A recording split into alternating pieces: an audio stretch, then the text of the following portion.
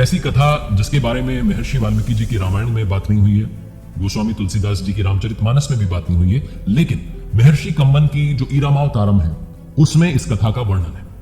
रावण के बारे में कहा जाता है कि रावण शिव भक्त था, विद्वान था। रावण को एक अलग पर्सपेक्टिव से उसकी कुछ ऐसी बातें जो दुनिया तक नहीं पहुंच पाई, उसके बारे में ईरामावतारम में वर्णन किया गया। कहा जाता है कि जब भगवान श्री राम को लंका पर विजय पाने के लिए सेतु निर्माण करना था, उस समय वो अपने आराध्य शिव जी को आमंत्रित करना चाहते थे, शिवलिंग की स्थापना करना चाहते थे, उनकी पूजा आराधना करना चाहते थे। तो उन्होंने यज्ञ कराने का संकल्प लिया और इसके लिए उन्हें किसी आचार्य की, किसी पंडित पुरोहित की जरूरत थी। जामवंत जी से उन्होंने कहा कि आप कहीं से ढूंढ के लाइए, कोई आचार्य मिल जाए जो यज्ञ संपन्न करवाएं ताकि हम यहाँ शिवलिंग की स्थापना कर पाए। तो जामवंत जी ने कहा कि प्रभु यहाँ जंगल में, समुद्र तट पर पेड़ पौधे हैं, वन्य जीव, इनके अलावा तो क्या मिलेगा। तो प्रभु श्री राम ने कहा कि हमें ऐसा आचार्य चाहिए जो शैव और वैष्णव दोनों परंपराओं का ज्ञाता हो। इस पर जामवंत जी ने कहा कि प्रभु ऐसा है एक जानकार, लेकिन वो हमारा शत्रु है। प्रभु श्री राम ने पूछा कि कौन। तो जामवंत जी ने बताया कि वो पुलत्स्य मुनि का नाती है, वैष्णव है, शिव भक्त है और दोनों परंपराओं को जानता है, वो रावण है। प्रभु श्री राम ने कहा कि ठीक है, आप बात कीजिए और यज्ञ का निमंत्रण देकर के आइए, क्या पता वो आचार्यत्व को स्वीकार कर ले। प्रभु श्री राम की आज्ञा पाकर के जामवंत जी लंका पहुंचे, क्योंकि रावण व्यक्ति था जिसमें सारी खूबियां थी। जब रावण को पता लगा कि जामवंत जी लंका आए हैं, तो उसने अपने सैनिकों को आदेश दिया कि उन्हें आदर सहित महल तक लेकर के आया जाए।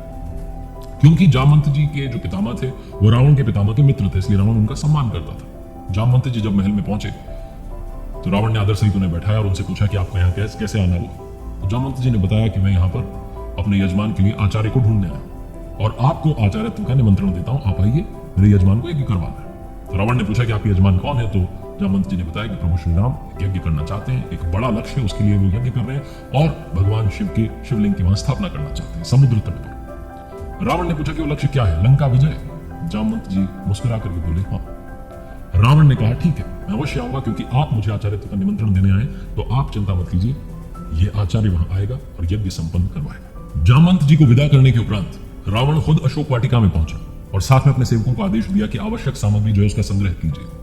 अशोक वाटिका में पहुंच करके मां सीता को रावण ने बताया कि आपके पति समुद्र तट पर लंका विजय के लक्ष्य से एक यज्ञ कर रहे हैं और भगवान शिव की आराधना करते हुए वहां शिवलिंग की स्थापना करना चाहते हैं और मुझे आचार्यत्व का निमंत्रण भेजा है, मुझे आचार्य बनकर वहां जाना है। और अब आचार्य का कर्तव्य होता है, जिम्मेदारी होती है कि जो यजमान के पास सामग्री नहीं है वो उस तक पहुंचाए। बाकी सामग्री संग्रह करने के लिए तो मैंने सेवकों को बोल दिया है, लेकिन बिना अर्धांगिनी के यज्ञ अधूरा रहेगा, अनुष्ठान अधूरा रहेगा, आपको भी चलना होगा। विमान तैयार है, आप आकर के बैठ जाइएगा, लेकिन याद रखिएगा वहां भी आप लंकेश के ही अधीन रहेंगे। अनुष्ठान संपन्न होने के बाद वापस आपको उसी विमान में बैठ करके लंका लौटना है। मां सीता ने हाथ जोड़ करके सर झुका दिया, प्रणाम किया और लंकेश ने अखंड सौभाग्यवती भव स्वस्थ कंठ से ये आशीर्वाद दिया। विमान पहुंचा समुद्र तट पर।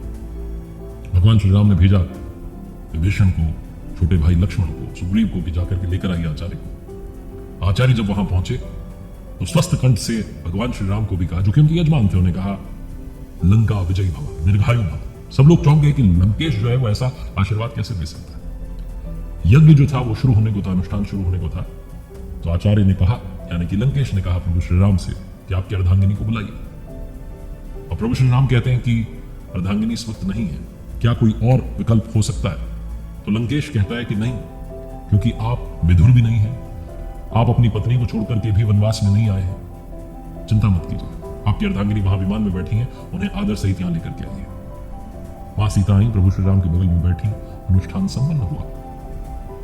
और अंत में जब दक्षिणा की बारी आई तो प्रभु श्री राम ने अपने आचार्य से, जो कि लंकेश दशग्रीव था, उससे कहा कि दक्षिणा में मांगिए, आप क्या मांगना चाहते हैं। जितने आसपास खड़े थे सबको डर था कि कहीं ये ना मांग ले लंकेश कि अब प्रभु श्री राम वापस अयोध्या लौट जाए। लेकिन रावण ने कहा कि बस दक्षिणा में यही मांगना है कि जब आचार्य की मृत्यु हो तो यजमान सम्मुख उपस्थित हों।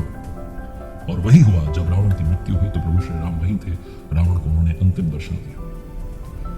ये रावण के बारे में ऐसी कथा जिसका वर्णन महर्षि कंबन की रामावतारम में है। इसको आज सुनाने का मतलब सिर्फ ये है कि कई बार हम शत्रुता में सारी हदें पार कर जाते हैं। दुश्मनी निभाने में भी कर्तव्य जो है वो अगर बीच में आते हैं तो उन्हें पहले पूरा करना चाहिए। यही रावण की कथा में सिखाते हैं। रावण जो कि विद्वान था, ज्ञाता था, उसके जीवन से जुड़ी कुछ ऐसी कथाएं जो हमें समझाती हैं कि रावण चाहे जितना भी बुरा था लेकिन उसमें कुछ अच्छाइयां भी थी।